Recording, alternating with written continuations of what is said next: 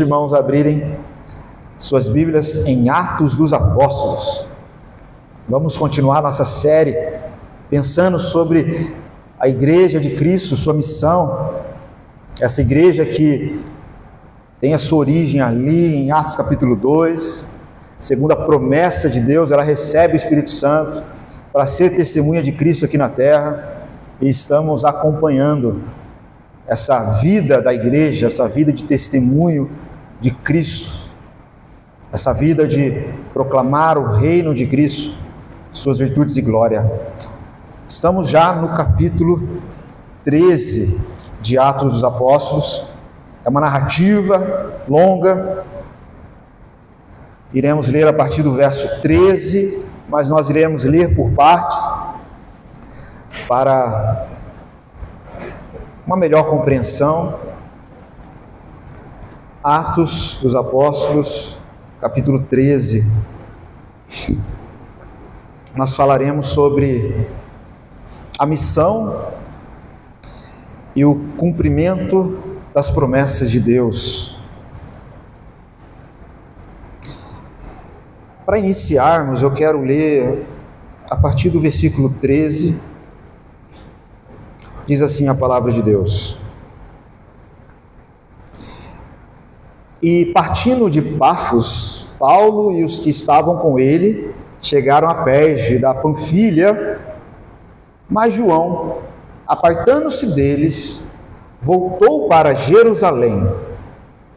E eles, saindo de Perge, chegaram a Antioquia da Pisídia, e entrando na sinagoga, num dia de sábado, assentaram-se. E depois da lição da lei e dos profetas, lhes mandaram dizer os principais da sinagoga: Homens e irmãos, se tendes alguma palavra de consolação para o povo, falai. E levantando-se Paulo e pedindo silêncio com a mão, é interessante esse princípio, né? E levantando-se Paulo e pedindo silêncio com a mão, disse: Homens israelitas, e os que temei a Deus, ouvi, ou ouça. E aqui vai começar o discurso, o sermão do apóstolo Paulo nesse capítulo, tão importante. Mas o que nós iremos falar, meus irmãos, nesse capítulo? Aqui nós vemos Paulo e Barnabé em sua missão em outra Antioquia, em Antioquia da Pisídia. Eles estavam naquela missão desde que eles foram enviados pela igreja de Antioquia para proclamar o evangelho com poder e clareza a regiões que ainda eram inalcançadas. E esse discurso que nós iremos ver a partir do verso 17, ele é bem marcante na vida de Paulo e na sua missão, porque ele apresenta Jesus como o cumprimento da promessa de Deus para Israel, e a partir de então, isso também se estende aos gentios. Isso é um marco na vida do apóstolo Paulo, o que ele vai falar nesse discurso, diante desse evangelho que é oferecido primeiro aos judeus, mas também aos gentios. Os irmãos vão observar isso. Portanto, a mensagem central do discurso de Paulo é que Deus, em sua fidelidade, ele cumpriu a sua promessa, e principalmente a promessa de enviar o Messias. E esses irmãos precisam agora receber esse evangelho, essa palavra do Messias, anunciada aqui pelo apóstolo Paulo. Deus, em sua fidelidade, cumpriu suas promessas ao enviar o Messias. E isso serve para nós também. Quando nós olhamos as Escrituras, lemos o Evangelho, lemos o cumprimento da promessa, a própria igreja é o cumprimento da promessa de Cristo, da qual ele iria gerar um povo a partir da vinda do Espírito Santo para ser testemunha aqui na terra dos seus feitos, de sua obra. A própria igreja ela é fruto da promessa de Deus. A promessa de Deus se cumpriu. E de alguma maneira faz parte da vida da igreja anunciar as promessas de Deus, baseado nas promessas que se cumpriu, para que possamos confiar na fidelidade de Deus e nos render a Ele, que é fiel em cumprir suas promessas.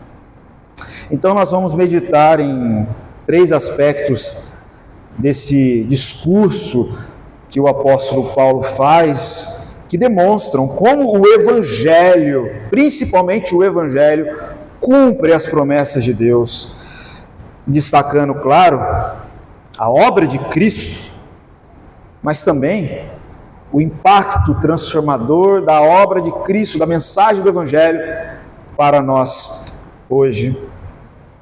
Portanto, esses versículos iniciais que eu li aos irmãos, nós vemos o apóstolo Paulo indo com Barnabé e alguns homens, a uma sinagoga de Antioquia da Pisídia. Era comum o apóstolo Paulo primeiro levar o evangelho aos judeus e depois aos gentios. Portanto, ele, como judeu que era, e o Messias veio primeiro para os judeus, assim ele fez. Então ele está numa sinagoga e ele é um judeu respeitado ao ponto de darem oportunidade para ele pregar. Por favor, algum judeu, algum rabino ali da sinagoga disse para Paulo: você que está aí com esses homens, e Barnabé também era um homem judeu respeitado, traga uma palavra para a gente, compartilhe aí o que o Senhor colocou no seu coração. E assim começa, e eu vou ler novamente o verso 16. E levantando-se Paulo, e pedindo silêncio com a mão, disse: homens israelitas, e os que temeis a Deus, ouvi. E ele começa: o Deus desse povo de Israel escolheu a nossos pais e exaltou o povo, sendo eles estrangeiros na terra do Egito, e com braço poderoso os tirou dela. E suportou os seus costumes no deserto por espaço de quase 40 anos, e destruindo as 7 nações na terra de Canaã, deu-lhes por sorte a terra deles. E depois disso, por quase 450 anos, lhes deu juízes, até o profeta Samuel. E depois pediram um rei, e Deus lhes deu por 40 anos a Saul, filho de Quis, homem da tribo de Benjamim.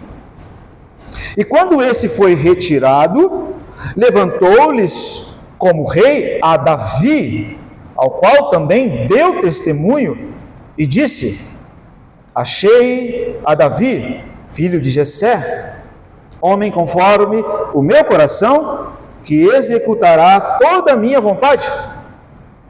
Da descendência deste, conforme a promessa, levantou Deus a Jesus para Salvador de Israel. Tendo primeiramente João, e aqui é João Batista, antes da vinda dele, pregado a todo o povo de Israel o batismo de arrependimento. Mas João, quando completava a carreira, disse: quem pensais vós que eu sou? Eu não sou o Cristo, mas eis que após mim vem aquele a quem não sou digno de desatar a sandália dos pés. Por enquanto até aí, meus irmãos. Através desse início de discurso do apóstolo Paulo, quero trazer uma reflexão para os irmãos. O Evangelho prova a fidelidade de Deus a cumprir suas promessas. O Evangelho prova, ou é prova da fidelidade de Deus, em que Ele de fato cumpre suas promessas. Ele começa aqui, Paulo, seu discurso, relembrando a história de Israel. Ele fala da libertação do Egito, até também ao reinado de Davi, apontando para a fidelidade de Deus em guiar o seu povo, apesar de muitas vezes o povo ser infiel. Deus, ele permanece fiel à sua palavra, à sua aliança. E ele explica que Deus prometeu um Salvador da descendência de Davi, que esse Salvador é Cristo. E Cristo é a grande promessa de Deus. Cristo é o Evangelho, Cristo é a boa notícia. É a grande promessa, já prometida desde Gênesis, aquele que viria como descendente da mulher para esmagar a cabeça da serpente. Paulo está dizendo que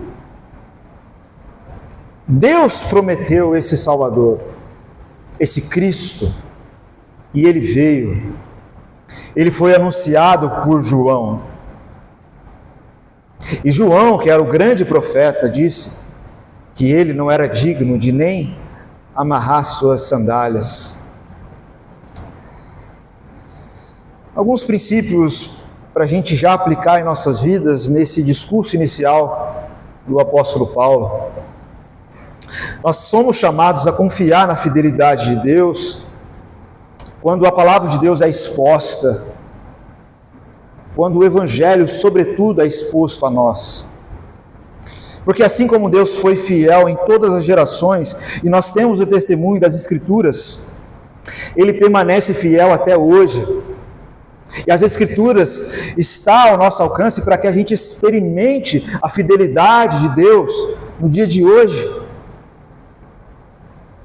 As promessas feitas ao seu povo em Cristo, precisamos confiar que são para nós hoje.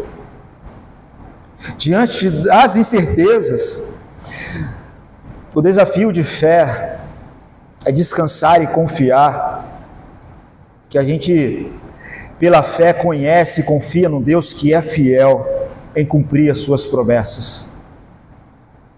Tantas promessas que podemos confiar e experimentar, narrada nos Evangelhos. A promessa da salvação através da nova vida em Cristo, concedida àqueles que creem e se arrependem dos seus pecados. Se Deus prometeu isso, a gente precisa crer e experimentar que podemos acessar essa promessa de receber a salvação, perdão de pecados, purificação, pelo Cristo que Ele oferece, que abre essa porta, esse caminho, para que experimentemos uma nova vida. E Ele é a grande promessa, com certeza, a vida que Ele oferece, o sangue que nos purifica de todo pecado, que nos reconcilia com Deus, para que possamos, através dele, viver uma nova vida. Grande promessa, fomos reconciliados com Deus, não apenas reconciliados como criaturas, mas achegados na família de Deus, somos seus filhos, para receber a promessa de ser um filho e viver o seu reino em herança, no amor, na graça, na comunhão do Espírito. E só podemos experimentar essa vida de quem goza os méritos da cruz de Cristo, porque existe uma grande promessa que Cristo encheu o nosso coração, que é a promessa do Espírito Santo. É só lermos capítulo 14 até o capítulo 16 do Evangelho de João. Há uma grande promessa na boca do Messias, que é o Espírito Santo.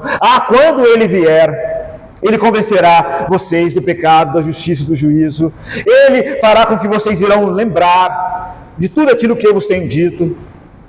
Há uma grande promessa na boca de Jesus Cristo, que nós seríamos habitados pelo Espírito Santo, e a igreja desde Atos 2 está experimentando essa promessa, e vive no poder de Deus uma vida transformada, porque Deus é fiel à sua promessa, e Ele nos deu o Espírito Santo conforme a sua promessa, e podemos experimentar nova vida, porque Deus é fiel à sua promessa, a promessa do Espírito Santo, a promessa de viver nele e para Ele.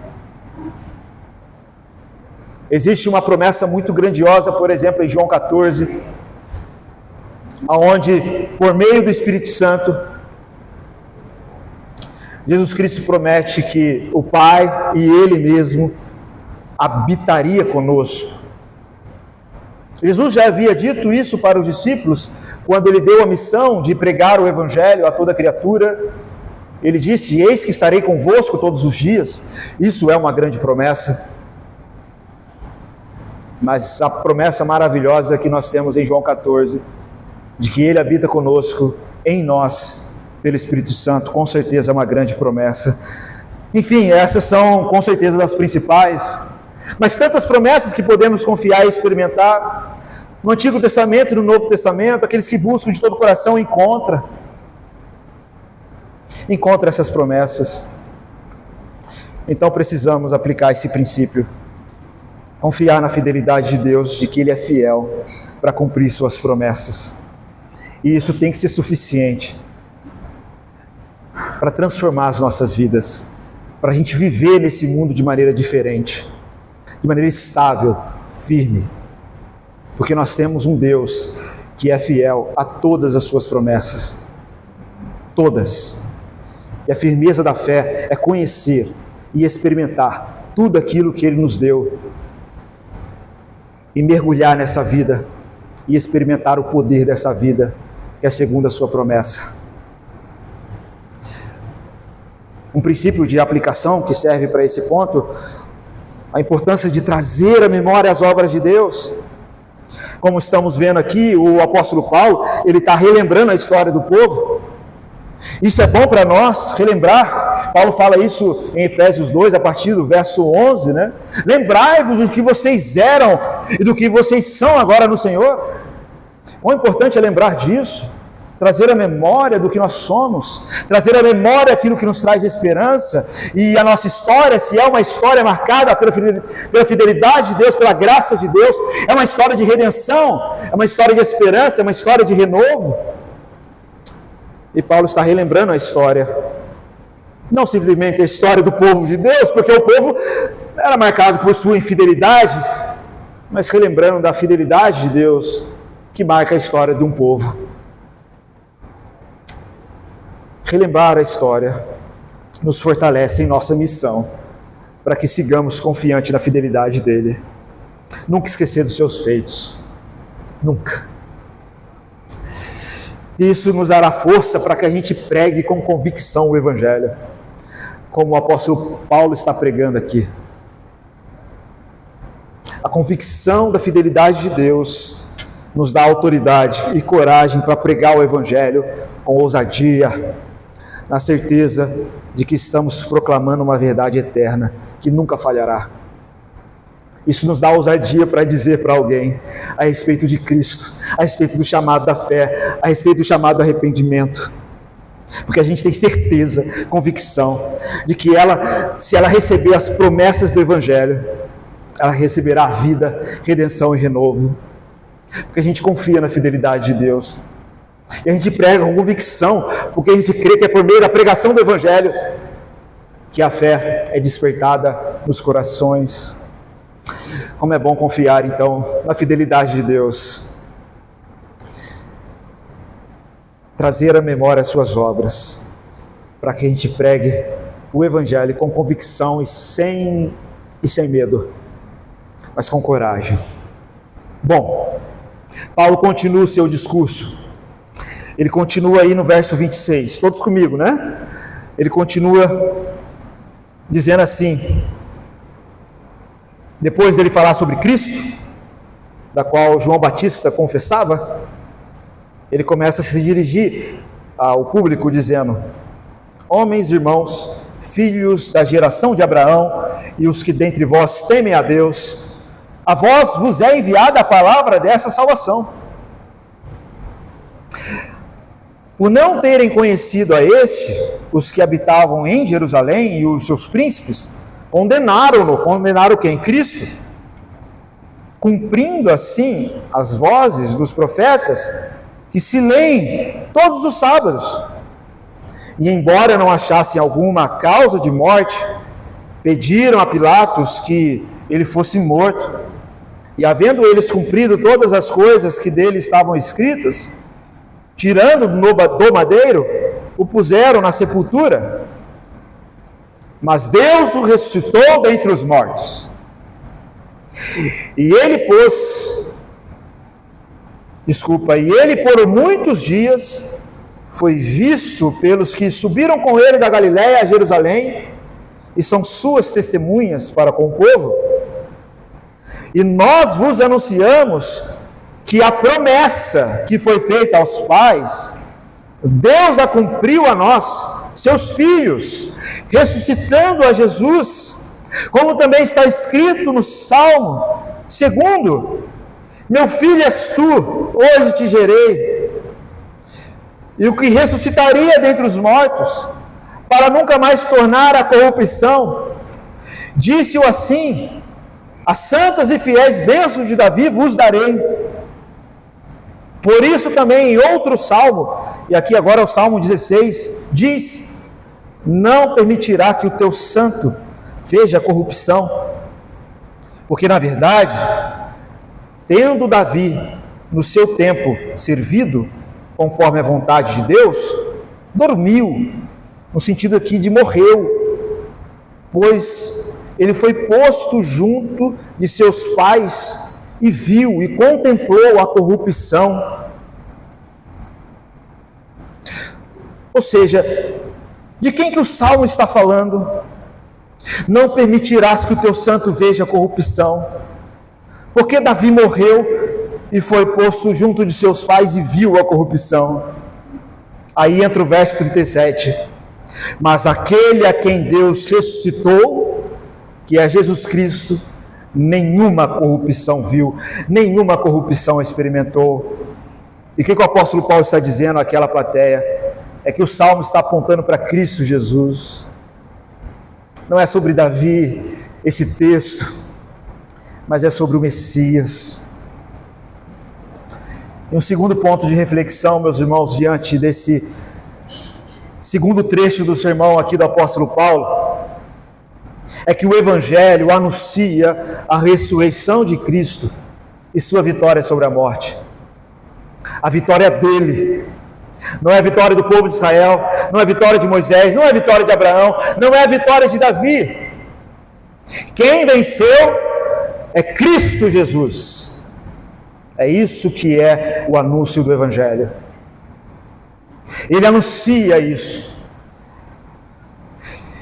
Mas anuncia que essa ressurreição é o cumprimento da promessa ou das profecias e a evidência de que Ele é o Filho de Deus, incorruptível, sem mácula, santo e vencedor.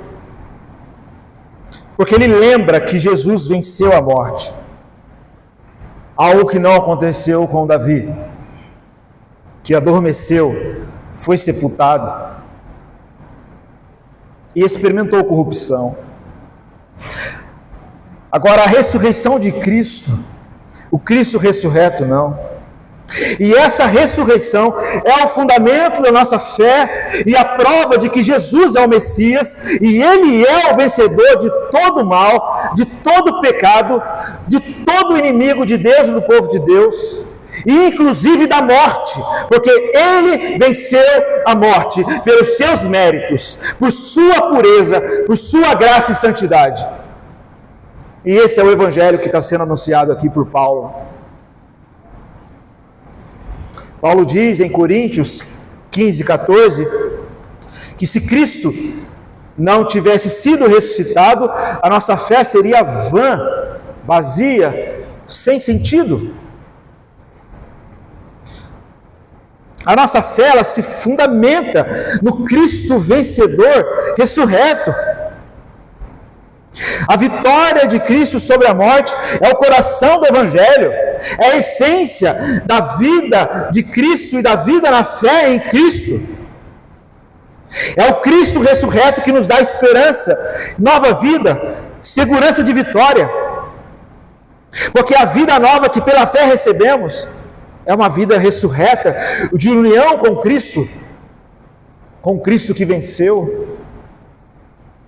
E nós, pela fé que confessamos no batismo, como diz o apóstolo Paulo em Romanos 6,4, confessamos que nós morremos para que possamos viver e experimentar o poder da ressurreição de Cristo e andar em novidade de vida ou em nova vida, porque nós cremos no poder da ressurreição de Cristo. Nós cultuamos a Cristo, nós celebramos o Evangelho na mesa, na palavra, nos louvores, nós oramos a Deus, porque nós cremos que podemos vivenciar uma comunhão viva com o Cristo ressurreto. Por isso nós declaramos louvores a Cristo, nós não estamos trazendo uma uma memória a um defunto. Não estamos homenageando alguém que morreu simplesmente e que está morto, não. Crer na ressurreição de Cristo de maneira viva implica viver hoje uma vida de relacionamento íntimo com Ele, no poder da sua ressurreição, para que possamos experimentar através dessa relação íntima com Cristo ressurreto uma nova vida, porque essa é a promessa dele. Essa é a promessa dele, porque se Cristo não tivesse sido ressuscitado, a nossa fé seria vã. Nós estaríamos aqui homenageando alguém que foi muito bom na história, mas que não venceu o maior dos inimigos. Não. A vitória de Cristo sobre a morte é o coração do Evangelho, é o coração da vida cristã. Ali está a confiança daqueles que querem viver uma nova vida, na ressurreição do Cristo que venceu. Portanto, algumas aplicações práticas. Devemos viver nessa esperança da ressurreição, com certeza. A morte e a ressurreição de Jesus é o fundamento de nossa esperança. A igreja é chamada todo domingo, todo primeiro dia da semana, por isso que é tão especial esse dia. E é um grande pecado desprezar esse dia, em memória de Cristo ressurreto, para termos uma comunhão íntima com Ele, que se faz presente conosco, segundo a promessa dEle mesmo. A igreja, ela é chamada a celebrar o Evangelho e viver a realidade da vitória de Cristo sobre a morte, sabendo que, assim como Ele ressuscitou, nós também temos a promessa de uma nova vida vitoriosa nele. Falar sobre isso, confiar na esperança, com certeza é viver com esperança e vitória. Mas também devemos pregar com autoridade e esperança essa mensagem, porque a igreja ela deve proclamar a ressurreição de Cristo com convicção. Ele está vivo, e essa verdade é o coração da nossa fé, e eu demonstro isso vivendo uma experiência de uma relação íntima com Ele, porque Ele está vivo. Eu converso com Ele, Ele se manifesta a mim através da palavra, o seu Espírito que está em mim me dá essa certeza, me une de forma íntima com Ele, e essa é a minha vida. Já estou crucificado com Cristo, já não vivo mais eu, mas é Cristo que vive em mim. Essa é a minha vida vitoriosa na ressurreição de Cristo. Eu vivo na esperança, mas eu vivo isso com autoridade, porque isso é realidade espiritual na minha vida. Isso não é teoria, isso é poder de Deus, porque o Evangelho é poder de Deus para todo aquele que crê no Cristo ressurreto, e Ele está vivo.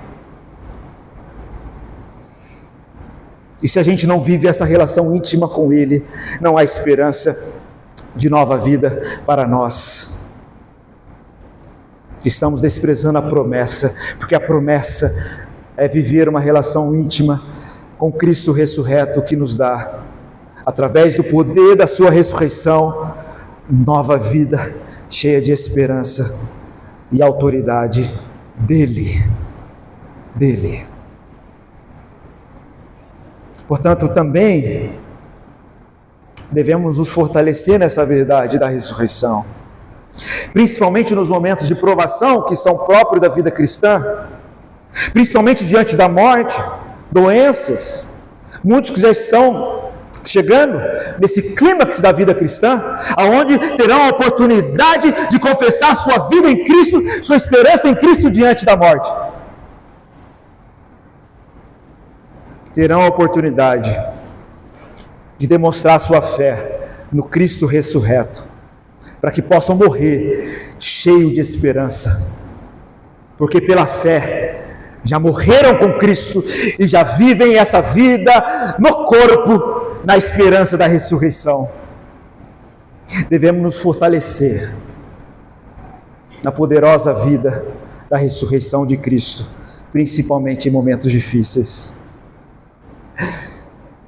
Paulo escrevendo para a igreja de Tessalônica, que tinha muita esperança da volta de Jesus, mas eles se atrapalhavam um pouco, às vezes, em relação a essa esperança. Mas Paulo diz lá no capítulo 4, verso 13: irmãos, eu não quero que vocês fiquem na ignorância a respeito daqueles que se foram em Cristo Jesus, aqueles que dormem. Por quê? Para que vocês não fiquem tristes como os demais que não têm esperança. Paulo escreve isso: eu não quero que vocês fiquem tristes por vocês verem muitas pessoas que estão em Cristo morrendo, como os demais que estão ficando tristes, como aqueles que estão ficando tristes, mas sem esperança. Sim, a tristeza faz parte, o choro faz parte, mas rega essas lágrimas com a esperança, porque é para isso que ela foi dada como promessa de Deus, para que você encare o maior de todos os inimigos, crendo na vitória de que Cristo te deu pelo poder da sua ressurreição. Se fortaleça nessa verdade. Não vos entristeçais como os demais que não têm esperança. Paulo diz em Filipenses 1:21, e eu vou resumir, que o viver dele é Cristo e o morrer é ganho, é lucro.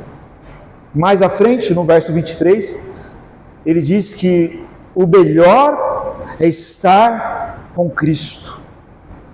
Ele tinha essa convicção, mas ao mesmo tempo ele tinha a convicção de que era necessário ele estar presente com os irmãos para cumprir a vontade de Deus, e ele não ficava desejando a morte, não, ele não caía nesse pecado, ele entendia que não era o tempo, mas se fosse para escolher, tamanha era a fé e convicção de vitória sobre a morte que ele tinha por estar em Cristo, ele afirmava: o melhor é partir. Por que ele dizia isso? Porque a ressurreição de Cristo nos enche, a ressurreição de Cristo nos enche de esperança diante dos nossos maiores medos. Por isso que ele afirmava isso. E a fé e a esperança em Cristo tem que ser confessada diante desses inimigos das quais nós temos que enfrentar. E o maior deles, inclusive, é a morte. Temos a promessa, então temos uma confissão cheia de esperança diante dela. Cristo é a nossa ressurreição. Já não sou eu mais quem vive, mas é Cristo que vive em mim. E se o meu viver é Cristo, se eu estou unido à sua morte, estou unido à ressurreição dele. É isso que Paulo está testemunhando: o poder do Evangelho, o poder da ressurreição de Cristo. Portanto, viver na esperança da ressurreição, pregar com autoridade e esperança, e nos fortalecer na ressurreição. E um terceiro e último ponto para a nossa reflexão, vamos continuar aí a narrativa a partir do verso 38, onde paramos, né? Ele fala no verso 37, ele termina falando: a quem Deus ressuscitou, Jesus Cristo, né? O incorruptível, o santo de Deus. E verso 38, Paulo continua: seja-vos, pois, notório, homens, irmãos, que por este se vos anuncia a remissão dos pecados. Ele continua pregando o Evangelho. E de tudo o que pela lei de Moisés não pudeste ser justificados, por ele, por Cristo, é justificado daquele que crê. Verso 40. Vede, pois, que não venha sobre vós o que está dito nos profetas. E aqui ele vai citar Abacuque 1:5. Vede, ó desprezadores, e espantai-vos, e desaparecei, porque opera uma obra em vossos dias, obra tal que não crereis, se alguém vô-la contar. E saídos os judeus da sinagoga, os gentios rogaram que no sábado seguinte lhes fossem ditas as mesmas coisas. E na despedida à sinagoga, muitos dos judeus e dos prosélitos religiosos seguiram Paulo e Barnabé, os quais, falando-lhes, os exortava a que permanecessem na graça de Deus. E vamos continuar mais um pouco. E no sábado seguinte, ajuntou-se quase toda a cidade para ouvir a palavra de Deus. Os gentios estavam com fome, né? Perguntaram: e aí, semana que vem vocês vão voltar? Eles voltaram, e aqui estava quase a cidade inteira para ouvir a palavra de Deus. Verso 45. Então os judeus, vendo a multidão, se encheram de inveja e contradiziam o que Paulo falava, contradizendo e blasfemando. Mas Paulo e Barnabé, usando de ousadia, disseram: era mister que a vós se vos pregasse primeiro a palavra de Deus, mas visto que rejeitais e não vos julgais dignos da vida eterna, eis que nos voltamos para os gentios, porque o Senhor assim nos mandou: eu te pus para a luz dos gentios, a fim de que sejas para a salvação até os confins da terra. Paulo está aqui recebendo, né, o cumprimento do seu chamado para ir aos gentios. Verso 48. E os gentios, ouvindo isso, se alegraram, glorificaram a palavra do Senhor e creram todos quantos estavam ordenados para a vida eterna. E a palavra do Senhor se divulgava por toda aquela província.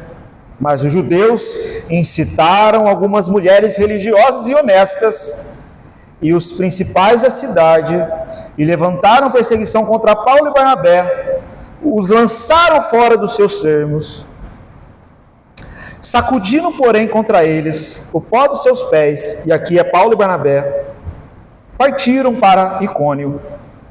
E os discípulos estavam cheios de alegria e do Espírito Santo. Amém? Mais uma vez a narrativa de Atos é fechadinha, né? Os mesmos acontecimentos, os irmãos que estão acompanhando as narrativas, sempre vê terminando da mesma maneira. Mas qual é o princípio aqui de reflexão, meus irmãos, a partir do verso 38, né, que nós lemos agora? É que o Evangelho, ele oferece perdão e justificação a todos que creem. Eu vou me atentar principalmente ainda no discurso do apóstolo Paulo, e não naquelas confusões que estavam acontecendo ali no final, né? Mas no discurso do apóstolo Paulo. Ele encerra essa mensagem anunciando perdão dos pecados, ou remissão dos pecados, no verso 38, através de Jesus. E dizendo que a remissão dos pecados, perdão oferecido na antiga aliança, não são suficientes. A lei de Moisés não podia oferecer verdadeiro perdão dos pecados. Ele diz no meio do verso 39, não podeis ser justificados pela lei de Moisés, mas se é justificado no Evangelho, pela fé, ao crer, ao se render, ao confiar, ao se unir a Cristo Jesus, o vencedor, o que de fato oferece eficazmente remissão de pecados. Então ele deixa claro que a salvação não é por meio da obediência à lei, mas é pela fé em Cristo Jesus, somente por Cristo Jesus. E eles também proclamam que essa salvação é estendida aos gentios, pois Deus os chama para si. E nessa narrativa nós vimos que os gentios acolhem muito melhor do que os judeus desprezam, e os gentios foram na sinagoga ouvir Paulo e disseram que na semana que vem iria lá com a cidade inteira para ouvir, e eles acolhem. E há essa resistência dos judeus, que é próprio aqui da narrativa de Atos dos Apóstolos, em dificuldade de se arrepender. E o Evangelho agora, primeiro aos judeus, mas indo aos gentios também, se estendendo aos gentios, porque Deus assim também o quer. Também o quer.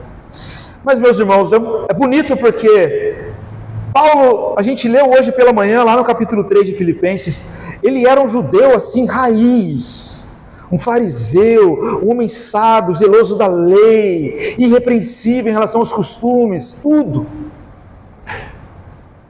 Mas depois que ele encontrou Cristo, ele não é apegado à velha vida, ao judaísmo, ele não é apegado. Pelo contrário, mesmo diante da resistência dos judeus, ele diz no verso 46 que primeiro era mister que se pregasse o evangelho para vocês, judeus, mas visto que vocês rejeitaram e não vos julgais dignos da vida eterna, eis que nos voltamos para os gentios. Vocês não querem, eu não tenho apego a isso. O que cumpre a mim é cumprir o chamado de Deus, é pregar para quem tem fome e sede. Eu não vou ficar aqui me remoendo, sabe, insistindo com gente que não quer saber do evangelho de Cristo. Pelo contrário, está blasfemando, está contradizendo, está endurecendo. Eis que vou para os gentios, tchau e bênção.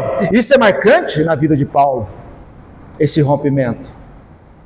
E que de alguma maneira, como vimos hoje pela manhã, deve ser marcante nas nossas vidas, se quisermos viver a nova vida de Cristo, aonde ele fala no capítulo 3 que a gente tem que se esquecer das coisas que para trás ficam e avançar para o prêmio da soberana vocação, para o cumprimento do propósito de Cristo, para levar o evangelho, proclamar o reino, sem apego a nada da velha vida, e amor radical e total ao evangelho de Cristo, e zelo por ver a glória de Deus naqueles da qual a gente nem tinha apego, mas que estão se rendendo a esse evangelho, e ir a esses e se dar em favor deles, para que Cristo seja glorificado e honrado. Paulo enfrentou isso, e todos nós precisamos enfrentar, se a gente quiser viver a missão de Deus. Rejeitaram, eis que vamos para os gentios. Não temos apego. Portanto, o evangelho, de maneira resumida, oferece conversão pela fé, para que não mais vivamos escravos do pecado, mas, pelo sangue de Cristo, experimentemos a remissão dos pecados, a redenção dos pecados, e vivamos uma vida ressurreta no poder do Espírito Santo. É o que acontece no verso 52, e os discípulos estavam cheios de alegria depois de receber o Espírito Santo, depois de se render ao Evangelho, depois de experimentarem o poder da ressurreição de Cristo vitorioso. Eles ficaram cheios do Espírito Santo, porque é isso que o Evangelho oferece, pela fé. Vida transformada, vida plena, vida cheia de Deus, vida na presença de Deus. Aqui, cumprimento da promessa. O Espírito Santo, daqueles que creem e se rendem, alegria, aqueles que recebem. Então, de maneira prática, precisamos receber o perdão e a justificação. Esse é o chamado do Evangelho. Viver na liberdade, não que a religião oferece, mas que Cristo oferece. Não que a lei, Moisés, João Batista, não, que Cristo, somente Cristo oferece. A igreja deve lembrar que nossa justificação não depende de nossas obras, mas do sacrifício de Cristo. Isso é o que nos liberta de tentar alcançar a salvação pelos nossos méritos. Não há justiça a ser oferecida pelos nossos méritos diante de Deus, somente pela justiça de Cristo, pelos méritos dele, perfeito, cordeiro e imaculado. Glória a Deus por isso, porque ele nos concedeu essa justiça da qual nós não temos e podemos receber se nos rendermos a ele pela fé. Então receba essa justificação pela fé, esse perdão que lhe é oferecido pelo Evangelho. Também devemos testemunhar o Evangelho a todos. É isso que aprendemos aqui nesse trecho, porque o convite do Evangelho não é só para o grupinho dos judeus e para o nosso grupinho da casa e para aqueles que a gente tem apego, não, é para todos. Todos aqueles que têm fome e sede de Deus estão vivendo uma vida entregue ao pecado na sua ignorância, mas porque estão na ignorância, não conhecem o Evangelho de Cristo ainda, a luz do Evangelho não foi exposta às suas trevas. E nós temos esse chamado de expor o Evangelho do Cristo ressurreto àqueles que estão em trevas, para que o Evangelho lhes resplandeça e eles possam ser libertos das suas trevas e seus pecados pelo poder de Cristo Jesus, pela mensagem, pela entrega da qual nós estamos dispostos a oferecer a eles pela pregação do próprio Cristo. O Evangelho é para todos. Paulo e Barnabé não se limitaram ao seu povo. O perdão deve ser oferecido a todos, a reconciliação é para todos. Não insista com aqueles que desprezam e blasfemam. Não insista. Eis que vou para os gentios. Mas se atenta àqueles que têm fome e sede. Proclame justificação pela fé. Proclama a confiança na obra consumada de Cristo. A segurança na vida dele, somente nele. Mas também devemos viver em graça e não em condenação. Uma vida na graça é uma vida liberta, ou com liberdade. Viver a vida na graça é uma vida sem apego, desprendida de tradicionalismo, de parentela, de tudo aquilo que me prende para viver o propósito de Deus.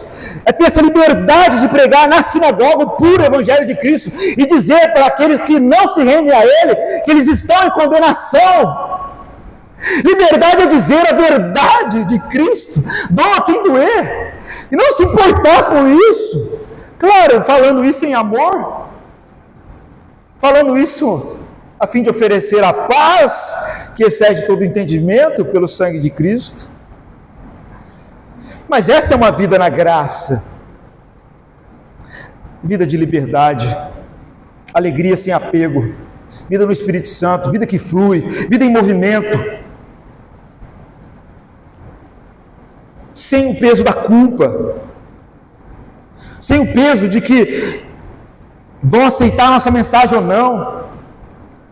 O que importa é se estamos fiéis e nos satisfazendo no testemunho da graça. É isso que importa. Não é se vai aceitar, se vai gostar ou se não está gostando, ou se está rejeitando e ficar preso naquela melancolia, porque aqueles que a gente tem apego não se rendem. Não!